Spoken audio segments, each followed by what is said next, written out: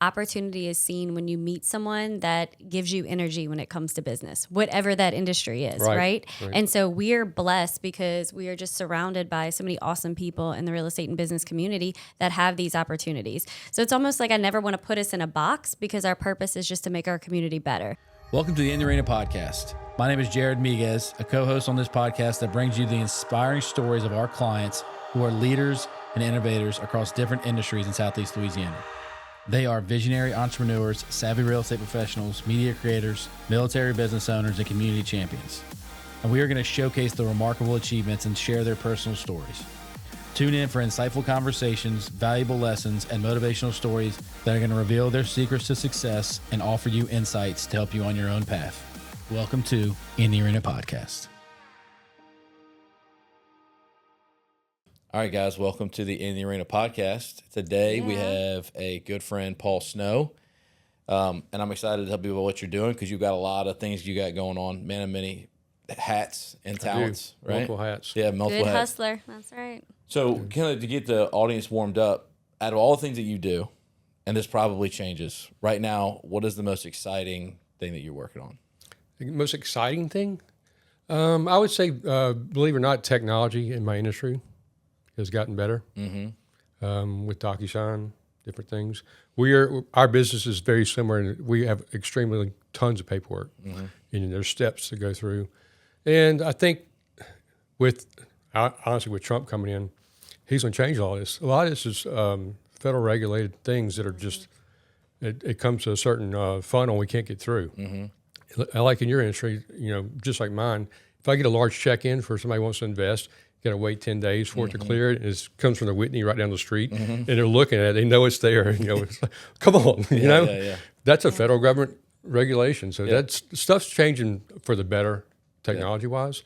When someone sells a stock now, it used to be 3 days. Now it's 1 day. Yeah. So if they need to get money faster, things are starting to progress a little bit in that area. So good. That's good. Untying transition. your hands. Yeah.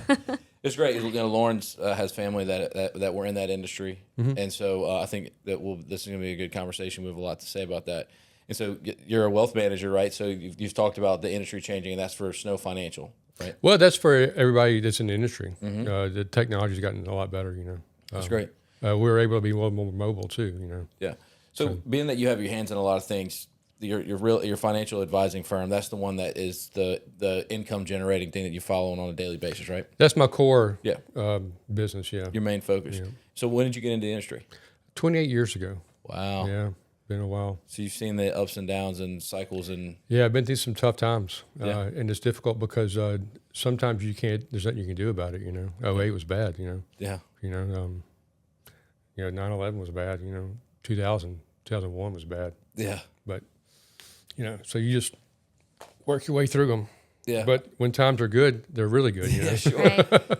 Which is interesting that you say that because I think a lot of people see, especially what happened over the last 2 years in the real estate industry, because that's one of the main businesses that we're in. People get nervous when they see the market fluctuate, and they think that the world's going to come to an end. Right. But in over 28 years, I'm sure that from the financial industry, which is a lot related to the real estate industry, kind of play off each other a lot, that the business is always going to come back around, right? There's ups and downs, and if you obviously ride the wave whenever the business is going well, but then you have those times in which the business is slower, but you can look at that as also as an opportunity to develop certain things like your technology that you're talking about, or to position your team in a way that can take advantage of the next upturn in the market. So I think that having 30 years and 28 years of experience and understanding the ups and downs of a business is important, and to be able to survive over 28 years is also an impressive thing to do. I tell people all the time, it's not timing the market, it's time in the market. So the longer you're in there, no matter Long-term what, play. the waves come. So I got a funny story that I was one of our clients, or one of my family members, I'll say. I think I can talk about my family probably more than I can talk about clients. So he is one of my relatives, and he invested 40 years ago, and very successful by, like you said, time in the market. Right. Just putting something in there and letting the cycles in the markets play out, because isn't historically everything grows 8% over time? Maybe not year over year, but over the span of your life, it's probably going to be pretty close to being average. That's the history average. Yeah. which is right over 8. yeah, which is all about patience. Yeah, Yeah, a lot of patience and knowing that even though it's bad, it's not gonna it's gonna eventually come back at a time in the market, right? Yeah. So throughout your 28 years, you've had people come and go with your business, and so what Lauren and I like to talk a lot about, and I think our client or our audience likes to hear about, is systems that you've implemented in your business. And in order to be a sustained 28 years, you have to have some systems. So what is the system that you follow the most that has? Well, I have a checklist that I go through, and believe it or not, it's some pretty basic stuff, but people really don't do it. You know, it's kind of crazy. Just get a will. Yeah. Get a will. Make Say sure it again. Make sure it's up to date. Review it every 7 years. You know, if you buy a house, when it's furnished, I'll walk through and take photos and save it somewhere else. Put your documents in a different place. Let other family members know what's going on in case there's something going on. You know, have like a cheat sheet with all your important information somewhere else. That's some pretty basic stuff, right? Yeah. And no one does it. Yeah. You know. Right. It's like pulling teeth, asking clients to do it. Yeah. And probably when it comes to the succession process, right? What happens with people? What happens after they pass away? The most difficult thing for us to do is to pull all their things together. Well, you don't want the government controlling their money. That's basically what's going on. Sure. You know, in probate. Yeah. You know. Well, yeah, the government's telling you where it needs to go, but again, we can't even give it to the people you want to give it to unless we know where it's at and what you have. And so we're usually sitting around waiting for people to bring over, you know, to get us a collection of whatever their family member owned and figure out what it is. They're usually waiting for mail to come in to say, okay, well, look, they got this bank statement here, they got this bill there, instead of having one quick place to have all the information. It's some really crazy stuff. Like, you know, you got older parents, and you're trying to help them out. Put your name on there as a joint account, rights of survivor. Something happens to them, you can take that money and help them very fast. Where if it's not, and it's just in their name, you gotta wait for a death certificate, which takes 6 weeks, 8 weeks. Then you got to process it. That's usually the best time you can convince someone that they need a well-defined estate plan is when they're going through that chaos of waiting on what's coming in the mail, waiting to have access to funds, and not knowing how to administer. Because what we try to do is get ahead of it. And while the people are alive and they're saying, hey, this is where I want everything to go. Here's all of my accounts. Here's all the numbers. Here's my advisor. And here's his contact information. Right. So they have everything. They're not waiting for those bills to come into the mail. And we do that. It's just a whole nother world of, you know, convenience that they can live in, at least as much convenience as you can have while you're grieving. So again, I love that system that you have with your clients. You know, and again, when Lauren and I are advising business owners, it's how they can grow and scale and how they can sustain their business for so long. And so you have systems, all kinds of systems within your business, right? You have the main operating system in which you operate, but you have a marketing system, you have a accountability system, you have an operational system. So I know that you get into marketing a lot, and I definitely want to talk about that in a minute, but the way that your business operates and how you scale and hold your team accountable, what does that type of system look like for you? So scaling for us, I'll go back to technology, helps us out a lot. We used to kind of hit a ceiling because you couldn't, just capacity-wise, you couldn't do it, you know. So now it's easily scaled to as much as you want. And location-wise, you know, I've got clients all over Colorado, Florida, Texas. It's all relationship-driven. And it's scalable in that sense where it used to not be like that, you know. Yeah, for sure. So that's also a big factor as well. How often do you stay in touch with your clients? As often as I can, obviously. But typically that comes naturally. You know, we're either going to review something or they're going to call and ask about, I saw this and I heard this in the news and let's research it or let's look at it. You have open lines of communication with your clients. Yeah. So I think that true advisor.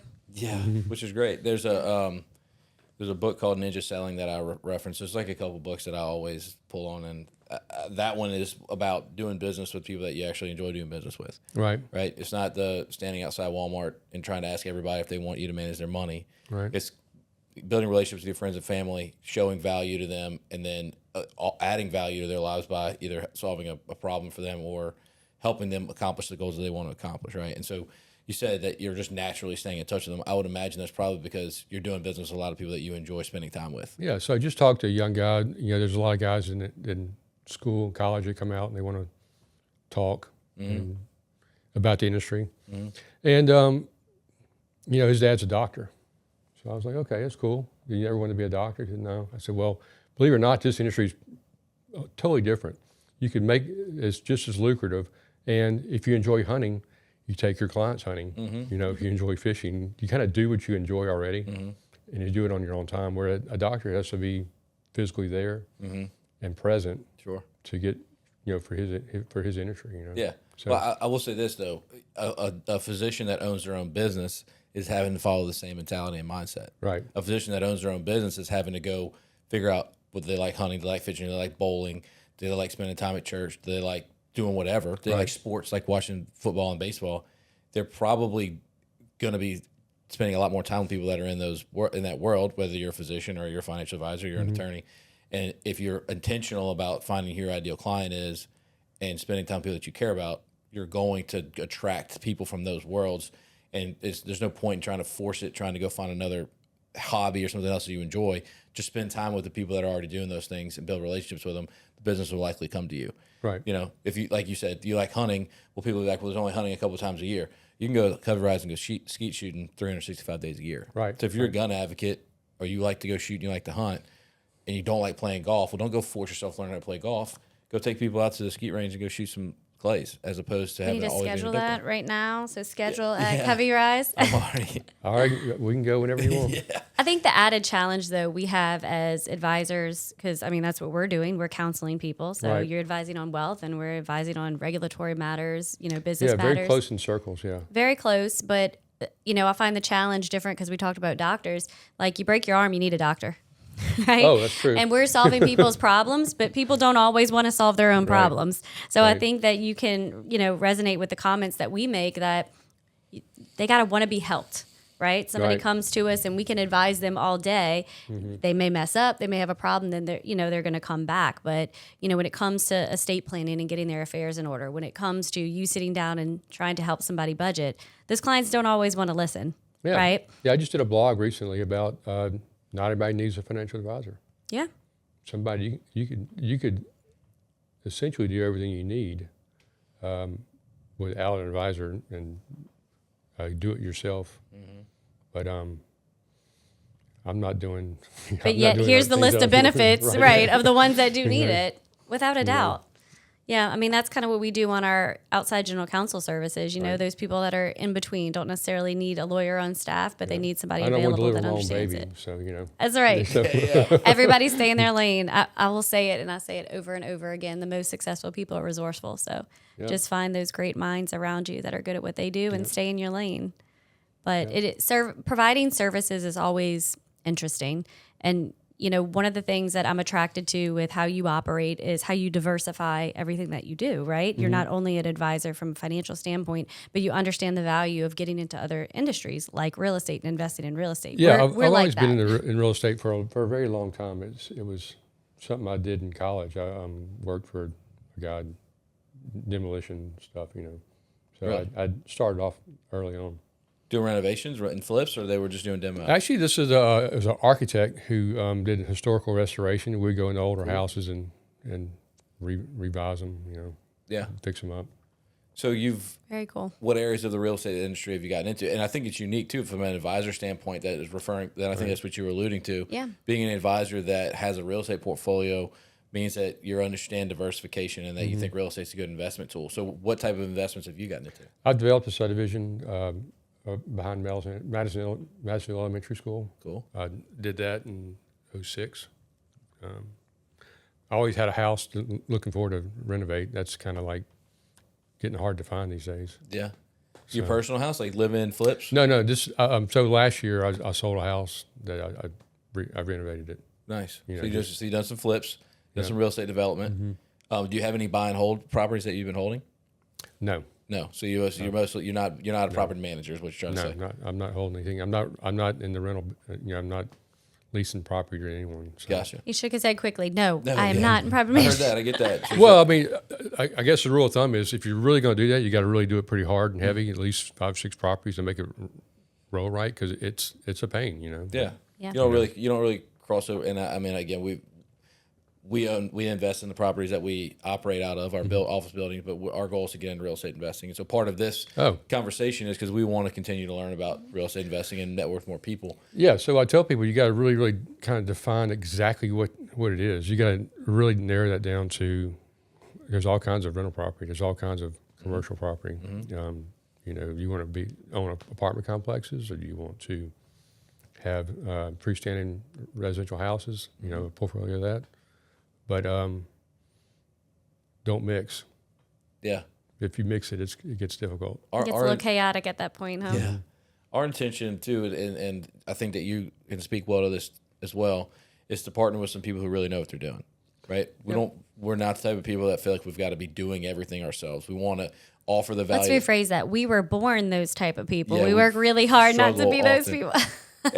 She helps me all the time because I sometimes always want to go in and fix things myself, but sometimes you got to let people figure it out on their own, or you're going to be doing everything every day.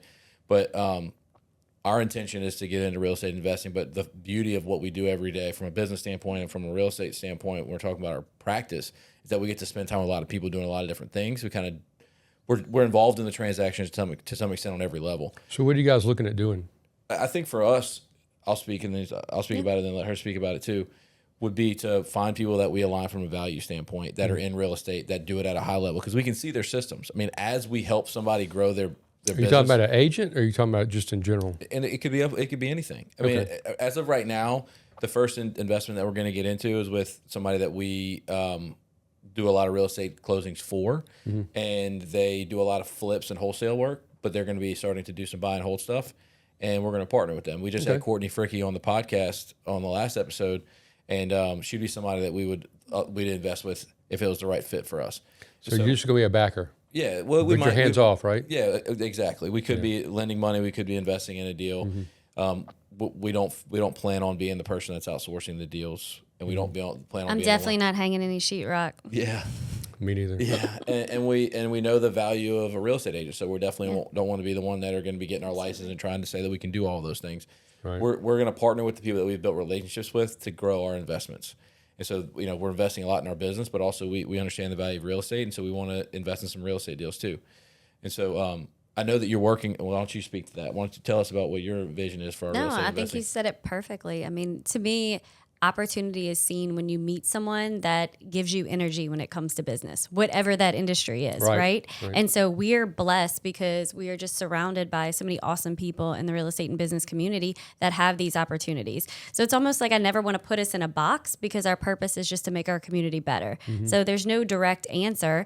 We won't let ourselves get as distracted as sometimes we might be, but that's the power of being with resourceful people. So we see opportunity in their value system. We see opportunity in how they interact with our community. And when that aligns with us, we're all in. So this first project, it's two guys, and they're young, but they've proven over and over again that they're diligent and meticulous, and they care about the community, and they care about the people involved. And so when an opportunity gets presented to us, I mean, immediately it's easy to say yes. Right? Even if that starts us off with, you're doing houses right now? A few different doors. So it's an apartment complex, but small amount of doors.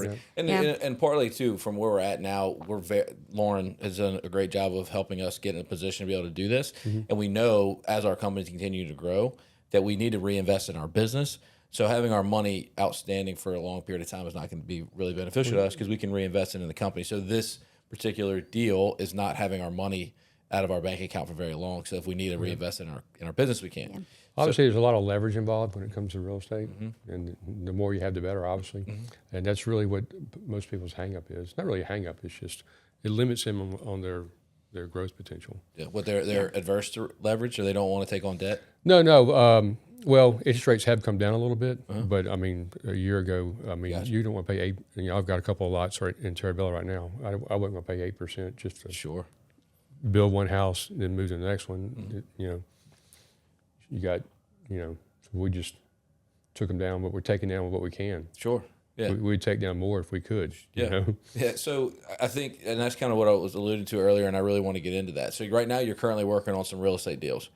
Would you consider those more development type stuff? Well, I don't mind telling you, they're residential houses in Terabella right now. But again, if you look at that, are you thinking of those as development opportunities that you're then going to flip and sell? Absolutely. Well, there would be not a flip. It'd be just a sale. Yeah. Construction. Yeah. So you're going to build them, and you're going to put them on a 4 to 6 month time period in which you build the house, and you're going to market it, and you're going to try to sell it. Right. These are not things you're going to buy and hold, like we just talked about. And so when you're doing that, you partner with a builder, correct? And so how do you identify a builder if you're going to be partnering with one? Well, back to what you guys talked about earlier, it's a very unique situation. He's my client, and we've had a relationship for a very long period of time. I approached him because his partner had passed away about 2 years ago, so maybe 3 years ago, and I approached him knowing that his reputation, knowing his energy and what he's done. He built probably 3 or 4 houses for me personally. Okay, cool. So. Nice. And then I'd hire him for other projects as well. So so we had a relationship. That's the main thing, Yeah. So you obviously have worked with him in the past. Does he have systems within his business in which he operates to build houses? He has a system, but it's all in his head. Some people work that way really, really well. Yeah. And no one else knows his system but him. Yeah. Which the hard part about that is usually I fight with those people all day. Yeah. It's all my clients. Yeah. It's hard for those people too, because if they want to grow and scale, it's hard to do that if it's all in your head. It's hard to pass that type of business on to a friend, but they can do a really good job and are really successful at what they do. So why Terabella and why St. Tammany Parish? Well, we have other places that we have lots in, but there's some growth in Terabella. There's some diversity in Terabella. The last house we sold was a couple in their 30s. So you're seeing some. Jared, you're gonna get some kids in here. Yeah, you won't be alone. I love the Terabella community because it's really quiet usually, but the demographics a little bit older than that. And location, location's good. I heard this. I don't know if it's true or not, but the school board's rezoning. Oh, really? For Mandeville High, and it's going to Covenant now. So all the way down to the Madisonville Bridge, on this side is going to be Covenant High. Wow! So you're talking about demographically, where parents are moving. Yeah, that's a huge shift. Sure. And then there's some nice houses over that way. Yeah, definitely. And people were moving there for that reason. Yeah. So if that's true, if that happens, that's going to be people going to be moving in different areas because of that, I would think. Yeah.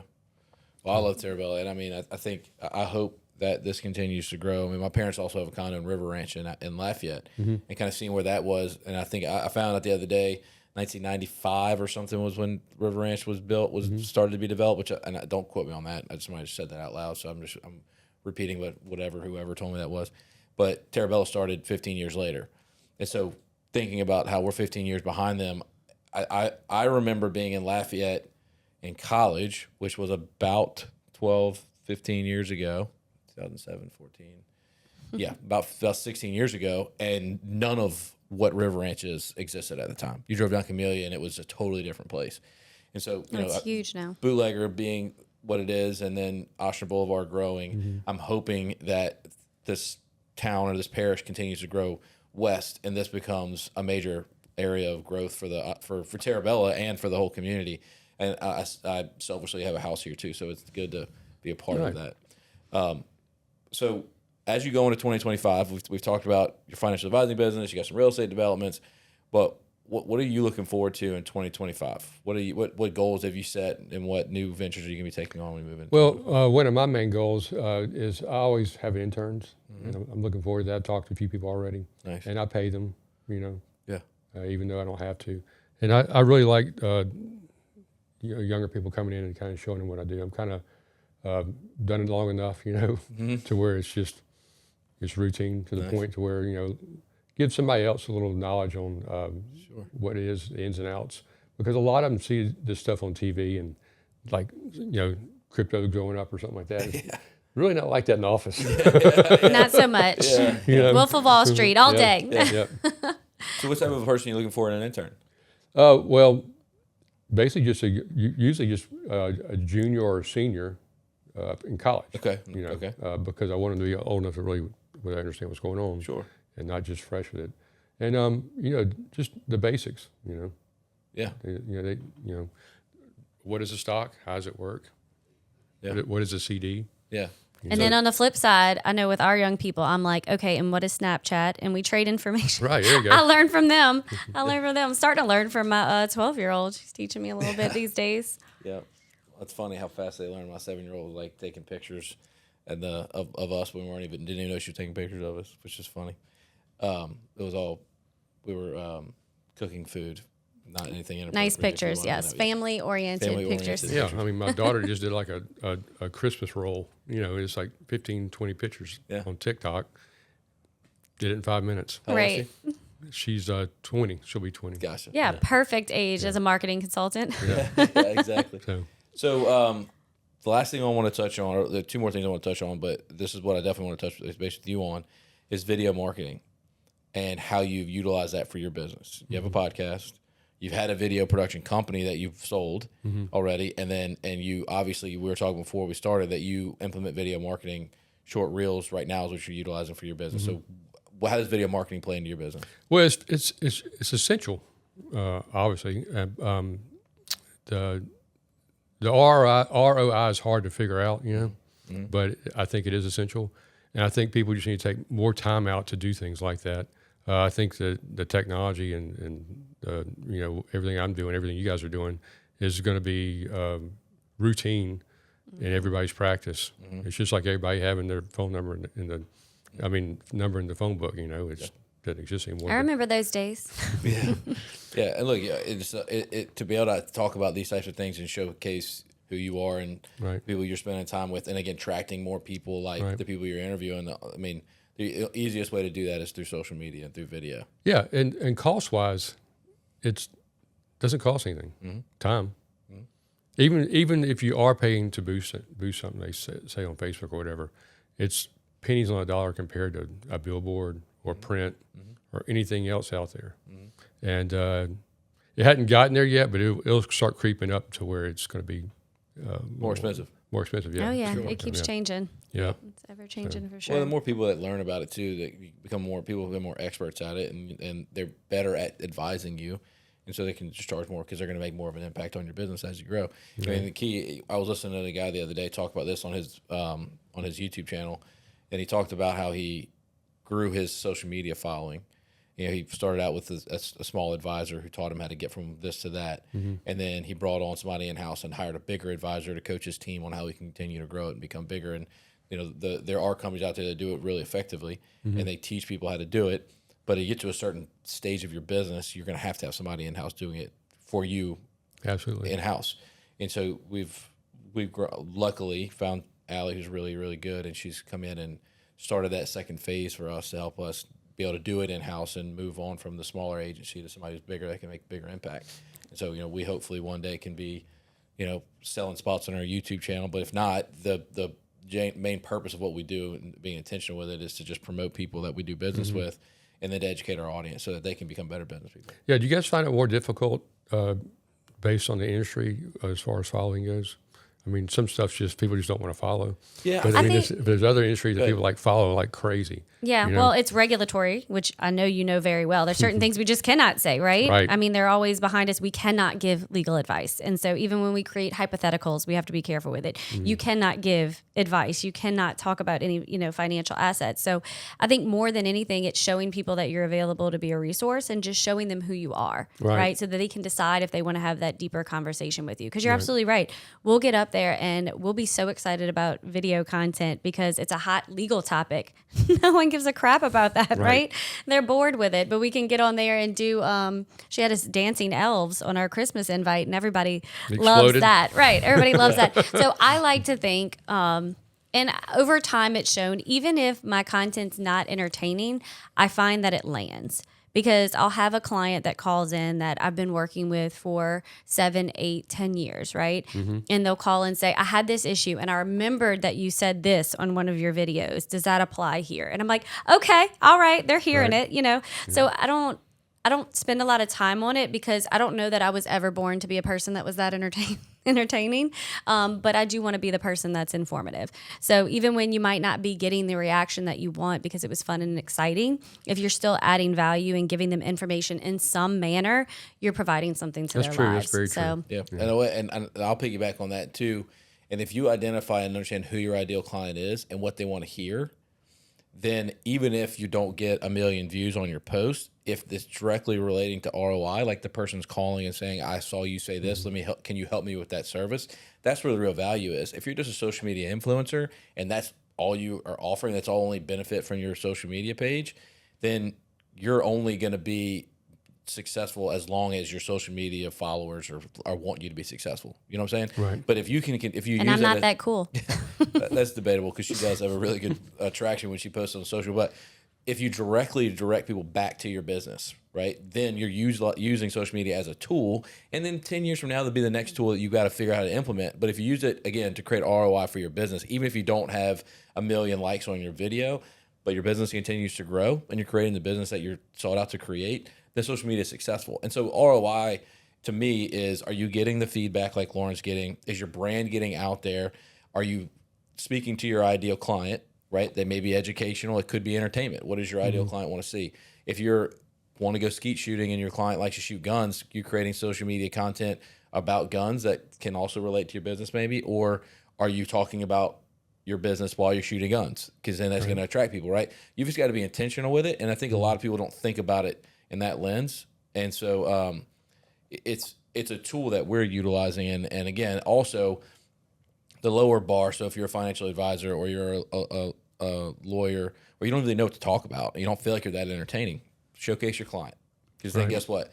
They're going to be more successful if you do a good job at it, and then they're going to have more legal problems for you to have to solve, hopefully as they grow, or they're going to have more money that you can manage, or whatever else you want to. But y'all seem to touch on every marketing tool out there. Yeah, you guys do a lot of print. You guys do a lot. Mm-hmm. Yeah, we do. Well, you guys host a lot of events and go to a lot of events. You know, that's a lot. Yeah. You know, I attribute that to the idea that it's going to take 10 times the amount of effort that you think it's going to take in order to grow your business. And I think that we all understood that type of mentality before we started. And there's 4 partners. And so before the 4 of us that got together, we all acknowledged that it's going to take more work than we may put on paper or think it's going to take. And we were all open to that. So as we've kind of got this business moving, things come up and we already knew that we had to do those things. Maybe we didn't expect it. And so we were pretty hard on not doing any print advertisement or not investing a bunch into it.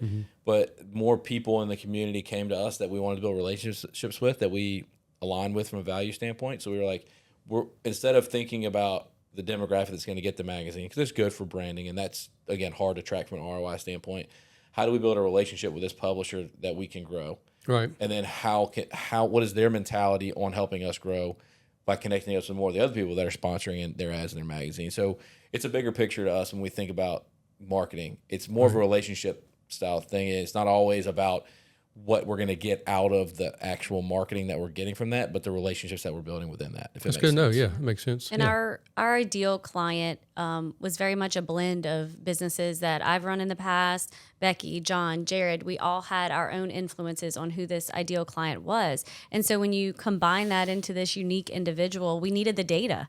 So at some point, we had to try every aspect of marketing so we can collect the data to see what's landing on that person as well. And I will say, Jared started talking about print as an example. I'm surprised, how much good return we got out of print that I didn't expect in the beginning, because I was involved with helping a lot of big companies market, and that wasn't always a big part of our plan. So it's really cool to see what happens in each unique individual community. Yep. And because we're so focused on St. Tammany Parish, because that's our home, it makes it very easy to be involved with every aspect of marketing that affects the community. And print is one part of that, because they do. They throw a lot of events and they support your events. Because of everything else you do along with it. Exactly. Exactly. And not to make it seem as though we're taking every opportunity to get into print, because we did spend a lot, and if you saw how much money we spent, you'd be like, all right, they probably get into every magazine that comes to the door. But that's not true. I know how much you spend. We invest deeply with the people that we are investing with in the marketing efforts, but we get offers to go to New Orleans magazines all the time, and we say no. Very nice ones, but that's just not where it's not where our ideal client is or where our demographic is that we want to be marketing. Same thing in Baton Rouge. We have offices there because we want to be able to service our clients that are here that go there, but we don't plan on marketing a ton in those markets. It's just we, right now at least, are very focused on growing our business here. And once we really create a foundation and maybe a couple of floors on top of that foundation where we'd be like, okay, now we're going to go and invest in a team in a different market. But right now we're really invested here. But, you know, something from a marketing standpoint that we've played with a lot, the print ads, that is what it is right now. The events are something that's interesting. And you've talked about events. The first year we had a couple of major events. Last year we had more major events, I think. Next year we're going to be even more major. Next year, but we're going to be very intentional about the events that we're going to throw. And what I mean by that is we've done a whole bunch of them.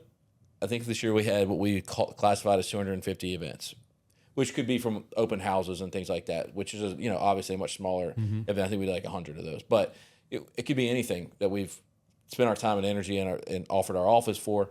We're going to be intentional about trying to make our events that we do on a larger scale so impactful that we don't necessarily have to do all those other things. You know what I'm saying? Right. And so the next year's going to be interesting whenever the things. So you're basically going to go with more of a quality event? More quality event. We know which ones people responded well to. Yeah. We know which ones really added value to the community. And then we found ways that we can take that same value and apply it to a different group, a different industry. So we're excited to have our big events. Focus on businesses and our real estate professionals as well. You know, we also have built a really, really great team that support us too. So, you know, we've cast a vision and we've created a lot of processes and SOPs around how we plan events. So like we have SOPs all the way down to a 40-person event plus 40 in our office, out of our office. And so if somebody comes to us and says they want to throw an event, we know all the major categories of what needs to be done. And we can usually find the venue, find the speakers, get the food. But the guest is usually the hard part. The audience, people are going to come. And so if you want to throw an event with us, we can handle the logistics of the other stuff. We need you to help. And we can also do it with the marketing too. So when I say marketing, I mean like putting it on social and creating the graphics. But the individual event invitations and things like that is usually the effort people don't want to put into it. And so we have to be honest with people. Like, you're going to be responsible for doing that if you want us to do something with you. Yeah, have you guys ever done any co-branding? Oh, yeah. Yeah, With other teams? absolutely. Often. Absolutely. And I think a lot of times they come because they see our events are well attended, but they don't always want to hear that it's because Jared and I love to personally invite all the people that we like to do business with. So it's kind of, you got to, put it back in their court, like he's saying, for them to do that as well. But it ends up being fun in the end. But and I'll tie this all together. I mean, truly, the funnest part about all of it is that we're investing in this community. I mean, we don't set out every year and just get really excited about throwing a CLE or CE for 100 real estate agents. Like the content's not really entertaining for us, and it's really to add value to them.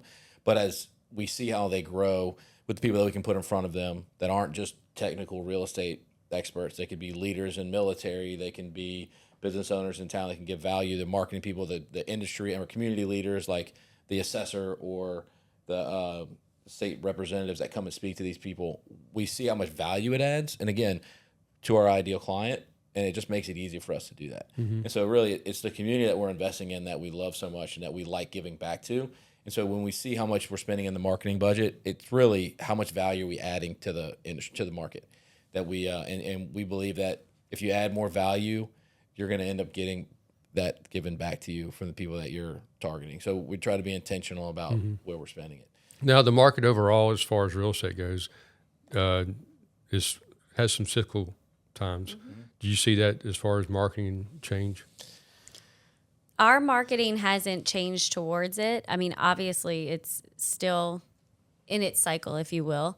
It's not something that really deters us because we've created so many other businesses. There's a lot of people, if you say you do business with Jared, they're like, oh, y'all are the title company. If you say you do business with Lauren, they're like, oh, y'all are the law firm, right? And then we also have the escrow company. We also have Lettuce Media, the media company, and the home concierge company. So just like you diversify into real estate, we've diversified our businesses to where as we see that balance and as we see any shift, we understand that we're still talking to somebody that has interest in business, not just interest in real estate. And so when we're truly speaking to our ideal client, our marketing doesn't have to change. Now, do we see the industry change? Yes, but we can support that with our other businesses. But our message is never going to change because the individual we're speaking to, they understand and they're diversified in their investments as well. You guys see it slow now, or you see it kind of We see steady? it slow industry wide. We're Yeah. steady, so we track Well, I'm exactly. talking about just closings in general. Yeah, we track exactly how many we have to open each week, and we know our attrition rate of how many we close within that period of time. So we know exactly how many we need to close. We've stayed steady, but like when we report to our underwriters, because we broker title insurance as part of the transactions, we can see where everybody isn't that steady. But I think that's attributed to the fact that we show up every day and we're still speaking to our clients every day, right? We're staying consistent in our message. And so that's keeping our business consistent, even though the amount of transactions that are happening in the parish is lessened. Yeah. That makes sense. Well, I'm just seeing the consumer not really, I could be wrong, but the amount of closings are it's down. Yeah, that's what I'm saying. We've seen it And the lessen interest rates overall. have already they actually just went up today. They did. So it's kind of crazy. They did. If you want to get right. into marketing again, and you talk about finding your niche, like if you do a commercial real estate deal or a residential deal or a creative deal, they all follow a very similar track. And so a lot of people will come and they'll say, well, why would you want to limit the amount of people that you're marketing to and doing business with? Well, just because you have a very limited person that you're targeting for your ideal client doesn't mean that you don't take business from other people. Like you don't do business with other people, right? Lauren say all the time, if somebody calls that's not your ideal client, you still do business with them, but you're marketing to directly directed to those people. We want to do a lot of commercial real estate deals. That is our ultimate goal. Okay, I did not know that. Yeah, so I mean, our objective is to be experts in the commercial real estate world. Residential real estate and commercial real estate are very similar. When it comes to what we do. Like the title side. Oh, I got you. Yeah, the title side. Like when I it think you comes say on the other end is no. No, right. Profoundly different. in a portfolio aspect, The process that we have to implement is very similar. For between both closing the types of transactions. transaction. You have to, at a certain point in residential and commercial, we have an attorney that's going to be involved in that transaction, right? The Commercial level at is which way the, more Yeah, heavy. the level at which the attorney is involved in a commercial deal is more than on a residential deal. But our back office staff follows a very similar process. So I can market to a commercial person all day long and then build relationships in the real estate world and the residential world and get business from them and plug them into a very similar system. And we can follow a very similar process. And so if you are intentional about who you're marketing to and you're offering a service that can be maybe utilized by several different people, but you're marketing to that very limited group of people, anybody who comes in the door is going to be following a similar process. You just happen to be trying to attract a very specific type of person. And so we give a lot of value to the residential real estate world, but we have no qualms with saying like our real objective is to get into the commercial real estate space. We want to do more of that type of work. Ideally, we're doing the business owner in St. Tammany Parish's business advising, and we're helping them buy their residential house. And then whenever they want to buy a commercial property, we're doing that too. So our ideal client really is very well-rounded, being that they own their own house, they own commercial real estate, and they own a business. But when we're talking about our title business, we're very focused on talking to them about their commercial real estate investing. But I think that's why we don't see as much of the dip, because in the residential realm, yes, transactions have gone down significantly. But at the same time, investors are taking advantage of opportunities on properties. So we're still doing a lot of creative real estate transactions and still doing commercial transactions, which is seeing a dip, but less of an impact. I mean, you even said it when we first started talking, we were trying to make sure we were on the same page about the type of real estate investing that you're doing. You're a business owner, and you work with another business owner in the real estate world to develop residential real estate. But at this point in time, it's a real estate investment for you and your partner, right? And so it's interesting, and obviously the people that you're advising from a financial standpoint, buying and selling houses. So it really all kind of works hand in hand if you can tie it all together well. But that's the beauty and the fun about what we're doing in the team that we have. Like we're a firm that has siloed people in a way that's focusing on an area of practice. And so we can bring on somebody and help them with their business, their estate planning, and their real estate investments all within our team. And we have a system around how we plug people in that can advise them. So It's good. it's fun. It's a whole puzzle to put together, and it's enjoyable. So And we're always adding pieces. yeah, no kidding. And Somebody's going to cut us off. we plan to continue to do that, and hopefully one day we can. Everybody's got a side hustle, hopefully. Yeah, You know. for sure. And the system allows you to have a side hustle because your main job follows a process. You put out the fires and handle the difficult deals, and then you can grow your business and your life, or you can spend time with your family and friends if that's what you enjoy doing too. So Right. it's the purpose of business is to create the perfect life. Perfect life is different for every single person, and it's important Amen. for you to understand what your perfect life is and where you want to be, and then build a business to support that, not try to build your life around the work that you have to do. Yep. So, well, cool. Well, I know you got to get, and It's the day after Christmas, and people will probably watch this at different times. Is that why you wear your Christmas plaid shirt? I wonder when it airs. Yeah. Today was the day after Christmas. Yeah. That's why he has that and on. Jono says in his instructions, don't wear stripes and don't wear several colors. And I violated all of that stuff today. And I got my boss blazer on. Yeah. Well, Paul, thanks for coming on. But it was a great conversation. Appreciate it. Yeah, it's awesome. Why don't you let everybody know before we hop off how they can find you on social media, since you do a social media? Well, Snow Financial Group is, if you just Google it or Instagram or Facebook, it's there. Cool. Yeah. And we'll tag you in a lot of these videos so people can hear more about you. And glad you came on. Yeah. Thanks for sharing your story. Awesome. Man. Yeah. Thank you.